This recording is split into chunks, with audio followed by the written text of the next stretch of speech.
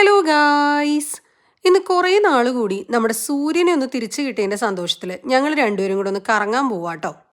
നമ്മുടെ പാഡർബോണിൽ നിന്ന് ഏകദേശം ഒരു 10-28 സ്റ്റോപ്പ് പോയി കഴിഞ്ഞാൽ ദാൽ എന്ന് പറയുന്ന ഒരു സ്ഥലത്തെത്തും. അവിടെ ചെന്ന് കഴിഞ്ഞാൽ നമുക്ക് അൽപ്പാക്കയുടെ ഫാം കാണാൻ പറ്റും. അൽപ്പാക്ക എന്താണെന്ന് അറിയാത്തവർക്കായിട്ട് പറയാം കേട്ടോ, നമ്മുടെ ഷീപ്പിനെ പോലെ തന്നെ ഇരിക്കുന്ന വേറൊരു സംഭവമാണ് ഈ അൽപ്പാക്ക എന്ന് പറയുന്നത്.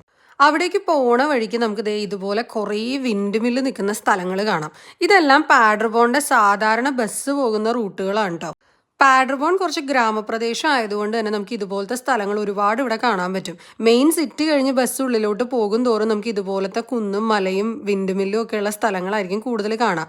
ഇതാണ് കേട്ടോ നമ്മുടെ ദാല്. നമ്മൾ ദാലിൽ എത്തിയിട്ടുണ്ട്. ഇവിടുന്ന് ഏകദേശം 20 മിനിറ്റോളം നമുക്ക് അകത്തേക്ക് നടക്കാനുണ്ട്. നടന്ന് നമ്മൾ അവിടെ എത്തിക്കഴിയുമ്പോൾ നമുക്ക് അൽപ്പാക്കയുടെ ഫാം കാണാൻ പറ്റും. ഈ പോണ വഴിക്ക് മൊത്തം നമുക്ക് വിൻഡ് മിൽസ് കാണാൻ പറ്റും കേട്ടോ. ഇതെല്ലാം നന്നായിട്ട് കറങ്ങുന്നുണ്ട്. നല്ല കാറ്റുള്ള സ്ഥലമാണ് ഈ കാണുന്നത്. ഈ പോണ വഴി കാണാൻ നല്ല ഭംഗിയുണ്ടായിരുന്നു കേട്ടോ. ആ സമയത്താണ് നമ്മൾ ഈ വണ്ടി കണ്ടത്. നമ്മുടെ നാട്ടിലെ ട്രാക്ടറൊക്കെ പോലെ ഇരിക്കുന്നുണ്ടായി. പുല്ല് ചെത്താൻ എന്തോ ഉപയോഗിക്കുന്നതാണെന്ന് തോന്നുന്നു. അങ്ങനെ ഞങ്ങൾ കുറേ നേരം നടന്ന് ദ അൽപ്പാക്കസിനെ കണ്ടിട്ടുണ്ട്. ഈ ഇരിക്കുന്ന സംഭവമാണ് നമ്മുടെ അൽപ്പാക്കസ്. ഷീപ്പിന്റെ ബോഡിയും അതുപോലെ തന്നെ ഒട്ടകത്തിന്റെ തലയുമാണ് ഇതിനുള്ളത്. ഇതിനെ തൊടരുതെന്നും അതുപോലെ തന്നെ ഇതിന്റെ വൂളും കാര്യങ്ങളും എന്തിനാ ഉപയോഗിക്കുന്നതെന്നും ഒക്കെ എഴുതിയിട്ട് ഇവിടെ ജർമ്മനിൽ ഒരു ബോർഡ് വെച്ചിട്ടുണ്ട്. ഈ ഫാമിന്റെ ചുറ്റുവട്ടം മുഴുവൻ വിൻഡ് മില്ലാണ് കേട്ടോ. അതുപോലെ ഇവിടെ ഒരുപാട് ആൾക്കാർ സൈക്ലിങ്ങിനും നടക്കാനും ഒക്കെ ആയിട്ട് ഈ ഏരിയയിലോട്ട് വരുന്നുണ്ടായിരുന്നു.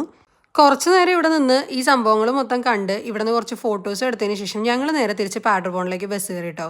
അപ്പോൾ ശരി, ടാറ്റ.